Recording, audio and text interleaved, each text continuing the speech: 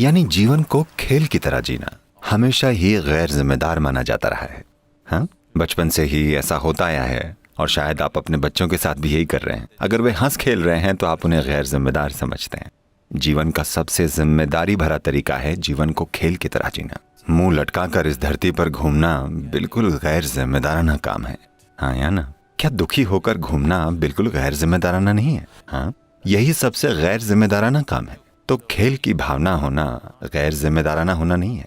Playful होना जीवन के प्रति बहुत जिम्मेदार और जवाबदेह होना है। खेल की भावना होगी तभी आप ऐसा कर पाएंगे। आप गंभीर होंगे तो दुनिया आपके लिए होगी ही नहीं, बस आप और आपकी बकवास होगी। हाँ, गंभीर होने पर बात सिर्फ आपकी और आपकी बकवास की होती है। दुनिया और दूसरे प्राणी आपके लिए मौजूद नहीं होते। जब आप जीवन को खेल की तरह जीते हैं तभी आप हर चीज पर ध्यान दे पाते हैं और तभी आप हर चीज का सही मायने में जवाब दे पाते हैं। सिर्फ तब जब आप प्लेफुल होते हैं, वरना आप ये नहीं कर पाएंगे। आप इसके बोझ तले ही मर जाएंगे। तो खेल भावना कोई फिलॉसफी नहीं है जिसे विकसित किया जा सके। मुझे खेल की तरह जीना है, मुझे खेल की तरह जीना है। विज्ञान बता रहा है कि सारी सृष्टि ऊर्जा का एक नृत्य है। ऐसा लगता है कि सृष्टि को बनाने वाली शक्तियां हमेशा खेल भाव में रहती हैं। इस संस्कृति में हमेशा सृष्टि को ईश्वर का खेल बताया गया है, भगवान का खेल। यानी कई लोगों ने सोचा, ओ वो मूर्ख मेरे जीवन के साथ खेल रहा है तभी इतना दुख है। सृष्टि की शक्तियां हमेशा खेलती रहती हैं। अगर वे खेलना बंद कर दें तो आप खत्म। इसमें सभी बुनियादी ताकतें शरीर के भीतर भी, जब वे पूरे जोश से खेलेंगी तभी कुछ अच्छा होगा। Everything is nice. अगर वे खेलना बंद कर दें या खेलने से इनकार कर दें तो आप खत्म, खेल खत्म। तो जीवन को खेल की तरह जीना सिर्फ एक रवैया नहीं है। ये आपका रवैया नहीं है, ये रवैया सृष्टा का है, ये रवैया सृष्टि का है। अगर आप सृष्टि और सृष्टा के साथ तालमेल में होंगे तो खेल भाव में होना बहुत स्वाभाविक होगा। जब आप इसके तालमेल में नहीं होते, कहीं आप पूरी तरह से अपने मन की प्रक्रिया, अपने विचार, अपनी राय, अपने विचारधाराएं, अपने सही और गलत, अपनी नैतिकता के गुलाम बन जाते हैं, तभी आप अपनी खेल भावना खो देते हैं। अगर आप जीवन के साथ होंगे, जब आप सृष्टि और सृष्टा के तालमेल में होंगे, तो आप स्वाभाविक रूप से खेल भाव में रहेंगे। आप पूरी सृष्टि को अनदेखा करके अपनी छोटी सी सृष्टि से जुड़ चुके हैं जो यहाँ चल रही है, तभी हंसी खेल गायब हो गया है। अगर आप सृष्टि के साथ तालमेल में होंगे तो जीने का कोई दूसरा तरीका नहीं होगा। आप जीवन को खेल की तरह जिएंगे। जो जीवन को खेल की तरह जीता है, सिर्फ वही व्यक्ति दुनिया में मुश्किलों के साथ मुठभेड़ कर सकता है, बगैर उनसे प्रभावित हुए अपना बेहतरीन योगदान दे सकता है। अगर वो खेल भाव नहीं जानता तो वो मुश्किलें उसे खा जाएंगी। दुनिया में जो मुश्किलें हैं वो सरल नहीं है। अगर आप जरूरी खेल भाव के बिना उनसे जूझना चाहेंगे तो ये कभी मत सोचिएगा कि आप उन्हें हल कर पाएंगे। वो समस्याएं आपको खा जाएंगी, सिर्फ यही होगा। वे कई लोगों को खा चुकी हैं, ऐसा है कि नहीं? अच्छे इरादे वाले कई लोगों को खा चुकी हैं, कितनों को निगल चुकी हैं। क्या ऐसा नहीं हुआ? दुनिया की ये मुश्किलें बहुत अच्छे इरादों वाले कई लोगों को मौजूदा हालातों ने निगल लिया है। आप उन्हें तभी संभाल पाएंगे जब आप वाकई प्लेफुल होंगे, वरना हर चीज परेशानी होगी। अगर आप बस कुछ घंटे अपना काम खेल भावना से करेंगे तो आप पाएंगे कि आपका शरीर भी काफी बेहतर काम करेगा, आपकी नींद का कोटा कम हो जाएगा और जीवन को खेल की तरह जीता हुआ व्यक्ति स्वाभाविक रूप से ध्यान कर पाता है। क्योंकि जब आप खेल भाव में होते हैं तब आप अपने काम में उलझते नहीं हैं। जब आप उलझते नहीं हैं तब कर्म बंधन नहीं बनते, कर्म योग होता है। तब जीने की प्रक्रिया उलझाने के बजाय ये आपको मुक्त कर दी जाती है। यानी आप कर्म करने के बजाय अपने काम की मदद से योग कर रहे होते हैं। जब आप दिन भर योग कर रहे होते हैं तब सब कुछ जरूर बेहतर होता जाएगा, है ना? शुरुआत में जिसे अभ्यास नहीं हुआ है उसके लिए काम जरूरी है।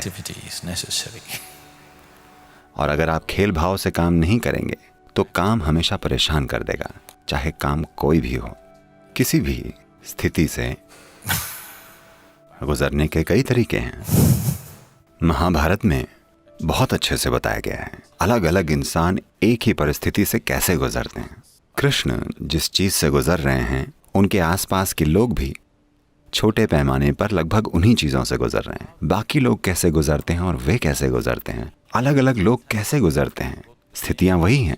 महाभारत ये चीज बहुत अच्छे से समझाता है कि कैसे चेतना के विभिन्न स्तरों पर लोग एक ही परिस्थिति से किस तरह से गुजरते हैं। through the same situations. जब कोई समस्या होती है, मान लीजिए आप यात्रा कर रहे हैं या ऑफिस में हैं, कुछ समस्या पैदा हुई, यदि 10 लोग हैं तो ये 10 लोग इस छोटी सी समस्या का अनुभव कैसे करते हैं? एक व्यक्ति अपने बाल खींचेगा और भड़क उठेगा, कोई किसी और पर झपटेगा, कोई अपना सिर पीटेगा, कोई व्यक्ति ये देखेगा कि वो क्या कर सकता है। क्या आपने ये देखा है? स्थिति एक ही है। तो बुनियादी तौर पर यही महाभारत है। उसमें सभी प्रकार के लोग हैं, अच्छे लोग, बुरे लोग, बहुत बुरे, बिल्कुल धार्मिक, हर तरह के लोग। अगर आप ध्यान दें तो हर तरह के इंसान जो आप किसी भी समाज में पा सकते हैं वे सभी महाभारत में हैं। हर तरह के लोग, लालची, बिल्कुल निस्वार्थ, डरपोक, बहादुर योद्धा, कायर, हर तरह के लोग, और वे एक गहरे नाटक से गुजर रहे हैं और हर एक का अनुभव बहुत अलग है और उनका चीजें संभालने का तरीका और अंत में जो उनके साथ होता है वो बहुत अलग है। पूरे महाभारत में कृष्ण सबसे ज्यादा नाटक से गुजर रहे हैं, पर वे उससे अछूते हैं क्योंकि उन्होंने कहा था योगस्थ कुरु कर्माणि, यानी योग में स्थापित होकर कर्म करो। And then act. अगर आप योग में खुद को स्थापित किए बिना काम करेंगे तो आपके काम आपको उलझा देंगे, काम चाहे जो भी हो। लोग अपने जीवन में सरल चीजें कर रहे हैं। आखिरकार ज्यादातर लोग, दुनिया में 95% लोग जो कुछ भी करते हैं वो सिर्फ जीवन चलाने के लिए, पैसा कमाना, बच्चे पैदा करना, बच्चों की परवरिश, बस ये छोटा सा नाटक जो उन्होंने चुना है, Picked up for themselves.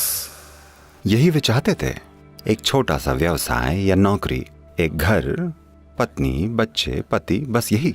इसके लिए उन्होंने अपना क्या हाल बना लिया है। कई तो पागल खाने पहुंच जाते हैं बस ये सरल काम करते हुए। ऐसा है कि नहीं? हाँ, वे दुनिया की समस्याएं नहीं सुलझा रहे हैं। Problems of the world. वे दुनिया में धर्म स्थापित करने वाले धर्मगुप्त नहीं बनना चाहते। उन्होंने इतनी बड़ी जिम्मेदारी नहीं ली है। बस अपनी जीविका कमाना, जीवन चलाना, बच्चे पैदा करना और मर जाना, जो धरती का हर प्राणी करता है, बस वही करते हुए उनकी क्या हालत हो गई है। कितने लोग पागल हो गए हैं, Total nuts. कितने आधे पागल हो गए हैं। हाँ, कई लोग हैं, है ना। सरल जीवन प्रक्रिया बहुत बड़ी परेशानी बन गई है। Simple life process. ऐसा होना जरूरी नहीं है, पर दुर्भाग्य से कई लोगों के साथ ऐसा हो रहा है, सिर्फ इसलिए कि उनके जीवन में कोई खेल भावना नहीं है। Playfulness in there. उनके जीवन के तरीके में प्लेफुलनेस नहीं है। वो इतने गंभीर हो गए हैं। अब ये दो बातें उल्टी लगती हैं। एक स्तर पर तीव्र जोश और भक्ति की बातें, दूसरे स्तर पर हंसना खेलना, यही तो बात है। जुनून तभी कहलाता है जब आप जल उठें। आधे अधूरे मन से आप उसे जान नहीं पाएंगे, आप बस परेशान होंगे, आप उसका फायदा नहीं जान पाएंगे, लाभ नहीं उठा पाएंगे। जब आप वाकई जलेंगे, सिर्फ तभी आप जान पाएंगे। अगर आप भक्ति मार्ग पर चलना चाहें और खुद को बचाना भी चाहें तो ये काम नहीं करता। भक्ति का मार्ग, जुनून का मार्ग चुनने के पीछे विचार बस यही है कि आप अपने भीतर मौजूद हर चीज को जला देना चाहते हैं, ताकि सिर्फ वही आपके भीतर मौजूद रहे जिसके लिए आपका जुनून है, जिसके आप भक्त हैं, जिसे आप मैं कहते हैं, वो इस सरल प्रक्रिया में जल जाता है। ये एक विचारशील मन को ये खुद पर अत्याचार लगता है, पर जब तक आप अपनी सीमाओं को जला देने के लिए तैयार नहीं होते, आपके भीतर नई संभावनाएं नहीं जगती। नई संभावनाएं आपको वाकई तभी छुएंगी जब आप जल उठेंगे।